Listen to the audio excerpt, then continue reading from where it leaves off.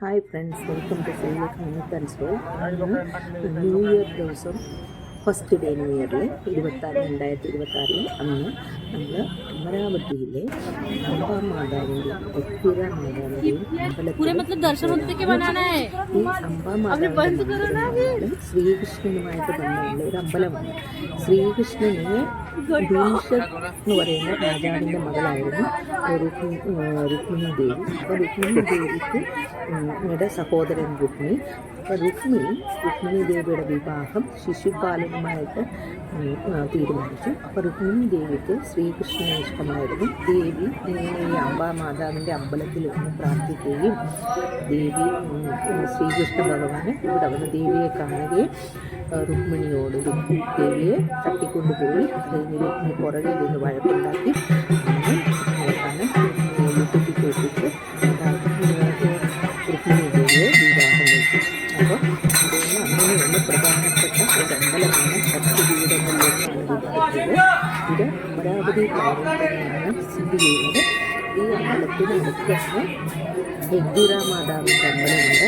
എഗ്ദൂര മാതാവിൻ്റെ ഒറിജിനൽ അമ്പലം എന്ന് പറഞ്ഞാൽ കാംഷെഡ് എന്ന് പറയുന്ന സ്ഥലത്താണ്. പൂനെക്കും ലോണാവാലയിലും ഇടയിൽ കാർല കേവ്സിനടുത്താണ്. ഇവിടെ പക്ഷേ എഗ്ദൂര മാതാവിൻ്റെ ഒരു അമ്പലമുണ്ട്. ഈ അമ്പലത്തിനകത്തേക്ക് ക്യാമറ അലൗഡ് അല്ലായിരുന്നു. പുറത്തെ ഭാഗങ്ങളാണ് നിങ്ങളെ കാണിക്കുന്നത്. നിങ്ങൾക്ക് എല്ലാവർക്കും കാണിക്കാൻ വേണ്ടിയാണ് ഇങ്ങനെ ഞാൻ ഇത് വളരെ റിസ്ക് എടുത്താണ് വീഡിയോ എടുക്കുന്നത്. അപ്പം അമരാവതിക്കടുത്തുള്ളവരുടെ ഈ തൊഴണം. വളരെ നല്ലൊരു അമ്പലമാണ്. ഈ വീഡിയോ നിങ്ങൾക്ക് ഇഷ്ടമായാൽ ലൈക്ക് ചെയ്യണം. അതുപോലെ തന്നെ കൂട്ടുകാരിലേക്ക് ഷെയർ ചെയ്യണം. ഇവിടെ പ്രസാദ ഊട്ടൊക്കെ ഉണ്ട് കേട്ടോ. നമ്മൾ കഴിച്ചില്ല, പക്ഷേ ഓഫീസിൽ നിന്ന് വന്നുകൊണ്ട് വേഗം തിരിച്ചു വരുമായിരുന്നു.